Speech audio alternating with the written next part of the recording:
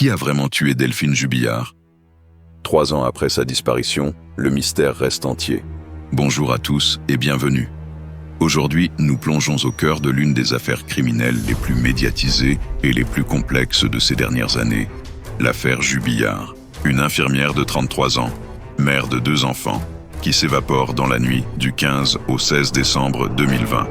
Depuis, son mari, Cédric Jubillard, est le principal suspect. Il est en détention provisoire depuis juin 2021 et clame son innocence. Mais que s'est-il vraiment passé cette nuit-là à Cagnac-les-Mines? Accrochez-vous, car nous allons décortiquer ensemble les éléments clés de ce dossier fascinant. Pour bien comprendre, revenons au début. Delphine et Cédric Jubillard sont en pleine procédure de divorce. Delphine a un nouvel amant et prévoit de refaire sa vie avec lui. La tension est palpable dans le foyer. Le soir de sa disparition, elle échange des messages avec cet homme jusqu'à tard dans la nuit. Le dernier contact a lieu à 22h58. Après ça, plus rien. C'est Cédric qui signale sa disparition le lendemain matin, affirmant qu'elle serait partie se promener avec leurs chiens, qui, eux, sont revenus seuls. Une version qui laisse les enquêteurs perplexes dès le départ.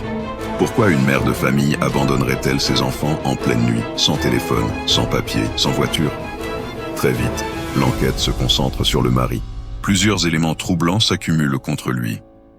Des disputes violentes rapportées par des voisins, des écoutes téléphoniques où il se montre peu attristé par la disparition de sa femme, et surtout, un comportement jugé suspect.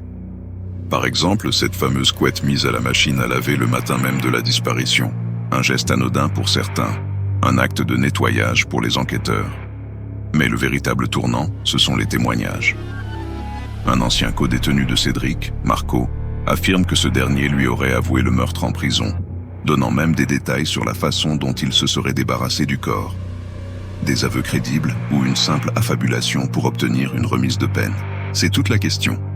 Pourtant, malgré ces charges, un élément crucial manque au dossier, le corps de Delphine. Sans corps, pas de scène de crime, pas de cause de la mort, et donc pas de preuves matérielles irréfutables. Les avocats de Cédric Jubillard, menés par le très médiatique maître Jean-Baptiste Allary, martèlent ce point. Pas de corps, pas de preuves.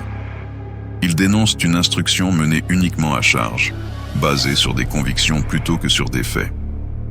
De plus, la personnalité de Cédric Jubillard, décrite comme immature et parfois provocatrice, ne joue pas en sa faveur.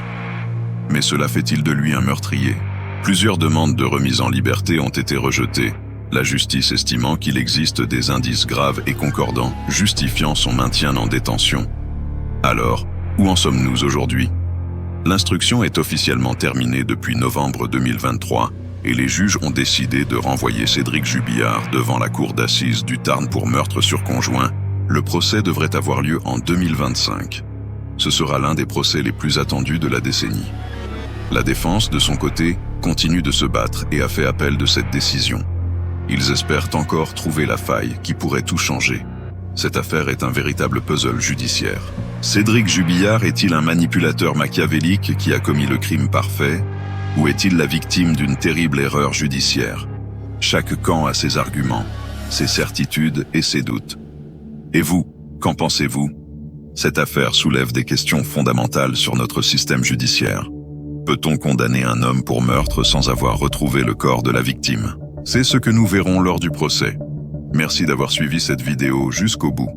Si ce genre d'analyse vous intéresse et que vous voulez suivre avec moi les prochains rebondissements de l'affaire Jubillard, n'oubliez pas de vous abonner à la chaîne et d'activer la cloche pour ne rien manquer. Votre soutien est essentiel. Laissez un commentaire pour me dire votre opinion sur ce dossier.